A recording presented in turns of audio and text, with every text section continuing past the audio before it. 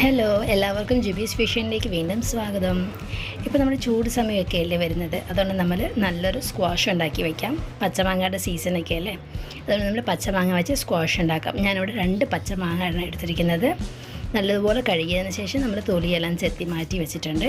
ഇനി നമുക്കൊന്ന് ചെറുതായിട്ട് അരിഞ്ഞെടുക്കാം. ഇതുപോലെ ചെറുതായിട്ട് അരിഞ്ഞ ഈ പച്ചമാങ്ങ നമുക്ക് ഒരു പാത്രത്തിലേക്കിട്ട് 1 ഗ്ലാസ് വെള്ളവും കൂടെ ചേർത്ത് കൊടുക്കാം.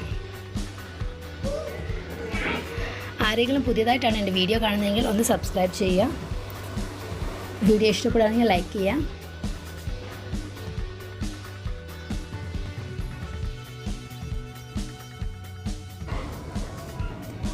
ഇത് നമ്മൾ അടുപ്പത്ത് വെച്ച് വേവിക്കാൻ വയ്ക്കാം.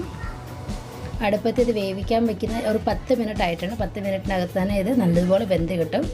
അതേസമയം നമുക്ക് ഇവിടെ 1 ഗ്ലാസ് പഞ്ചസാരയും അതേ ഗ്ലാസ്സിൽ 1 ഗ്ലാസ് വെള്ളവും കൂടെ ചേർത്ത് കൊടുത്ത് അത് പഞ്ചസാര അലിയുന്ന വരെ നമുക്കൊന്ന് അടുപ്പ് വയ്ക്കാം.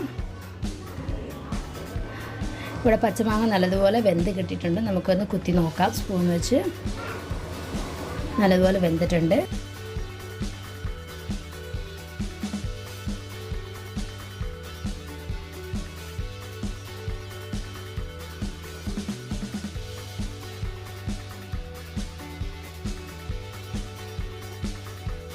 ഈ സ്ക്വാഷ് നമുക്ക് 3 ആഴ്ച വരെ ഫ്രിഡ്ജിൽ വെച്ച് സൂക്ഷിക്കാവുന്നതാണ്, കേടാകത്തില്ല. ഈ പച്ചമാങ്ങ നമ്മൾ വേവിച്ചത് ഒന്ന് ആറിയതിന് ശേഷം മാത്രം മിക്സിയിൽ ഇട്ട് കൊടുത്ത്, ഇതിപ്പോൾ ആരുന്നതിന് മുന്നേ ഞാൻ മിക്സിയിൽ ഇടുന്നുണ്ട്, പക്ഷേ ഞാൻ തണുത്തതിന് ശേഷമാണ് മിക്സി അരിക്കുന്നത്.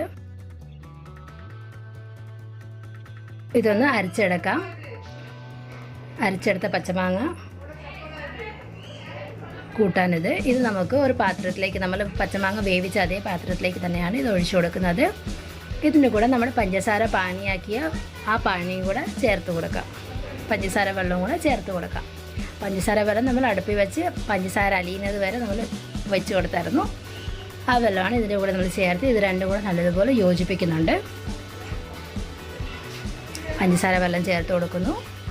ഇത് നമ്മൾ യോജിപ്പിച്ചെടുക്കണം നല്ലതുപോലെ.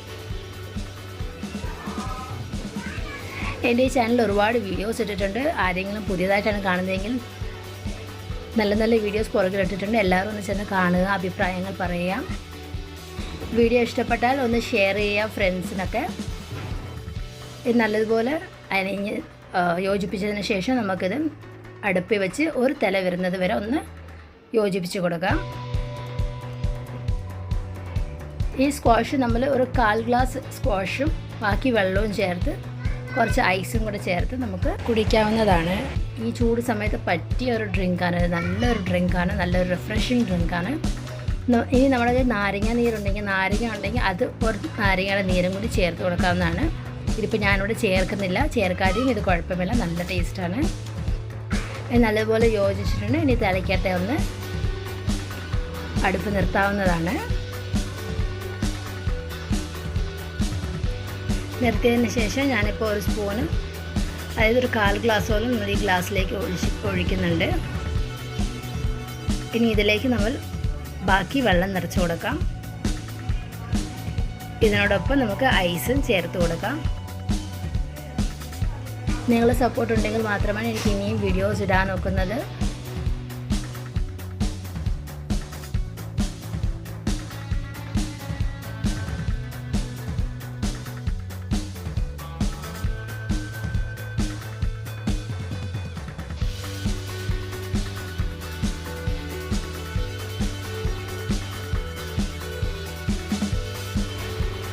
നമ്മുടെ ഡ്രിങ്ക് ഇവിടെ റെഡി ആയിട്ടുണ്ട്.